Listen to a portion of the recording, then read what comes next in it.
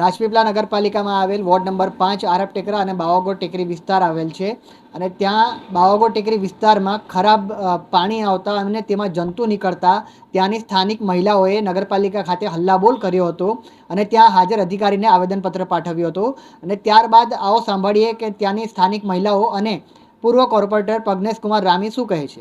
અમારે બાવાગોળ ટેકરીમાં પાણી આવતું નથી અને જીવડાને અલસે આવે છે ને ગંદુ પાણી આવે છે। આજે ખાસ 8-10 દિવસથી આવે છે, અમે કઈને થાય કે કોઈ અમારા તરફ દેખવા રાજી નથી। અમારા 80-75 છે। ખરાબ પાણી આવે છે તો તમે ખરાબ પાણી તમે પીઓ તો તમારી પર શું અસર પડી શકે? આમ બીમાર થાય, શરદી ખાંસી, વામિટો થાય, ઝાડા થઈ જાય, એવું થાય તો કોણ જવાબદારી રહે? તો આ અનિપભાઈ બેલીમ સાફ સફાઈ તો અમારે વાળવા આવતી જ નથી, અમારા તરફ આવતી નથી। ખાલી દરગાહ વાળીને જાય તો ઇન્દિરા માસી આવે તો દરગાહ વાળીને જાય, અમારા તરફ કોઈ આવતું નથી।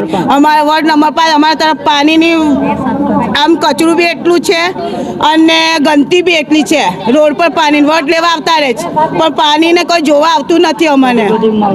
હકીકતમાં એવું છે કે આરબ ટેકરા પાણીની ટાંકી આવેલી છે, ત્યાં આપણે 2 ને 3 બોર છે। 3 બોરના અંદર હવે ઉનાળાનો સમય આવ્યો છે એટલે એને ધ્યાને રાખી એક બોરના અંદર આપણે એક નવી પાઇપ 20 ફૂટની ઉતારી છે।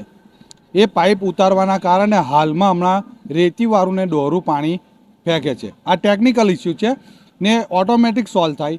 એ 4-5 દિવસ કે અઠવાડિયું આ પ્રોબ્લેમ રહેશે કે જે નવા જર ફૂટે ને એ નવા જર ફૂટવાના કારણે ડોરું પાણી આવી શકે, પણ એ 4-5 દિવસમાં ઓટોમેટિક ટેકનિકલ ઇસ્યુ સોલ્વ થશે ને પાણી જેવું ચોખ્ખું હતું એવું જ પાણી ચોખ્ખું આવશે। કોઈ જગ્યાએ લાઈન તૂટેલી નથી કે કોઈ ગટરમાં મળતી નથી, તેને લીધે આ ગંદુ પાણી આવતું। આ ડોરું પાણી બોરના નવા જર ફૂટવાના કારણે છે। અને રજૂઆત કરેલી, હું સ્થળ નિરીક્ષણ કરીને આવેલો છે, જેમના ઘેરે જે પાણી ડોરું આવેલું છે મારા કને એના વિડીયો પણ છે ને એમના ઘેરે હું મુલાકાત પણ કરી, એમને મેં સમજાવેલા છે કે હજુ 4-5 દિવસ ખાલી તમે રાહ જુઓ।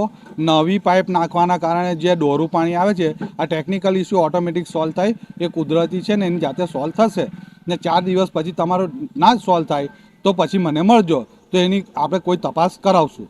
સફાઈ માટે કરાવવા માટે કર્મચારી આવતા જ હોય છે। હવે નથી આવતા તો એમને 8 દિન લગીને કોઈ અરજી કરેલી નથી, બરાબર? એટલે આ વાત બની શકે કે રજા પર હોય ને એવા સમયગાળા દરમિયાન ના આવ્યા હોય, પણ કર્મચારી તો ચાલુ જ છે। સ્થળ ઓલરેડી સ્થળ મુલાકાત કરી જ છે ને સ્થાનિકોનો પ્રશ્ન છે તો હું હમણાં પાછો જઈશ જોવા।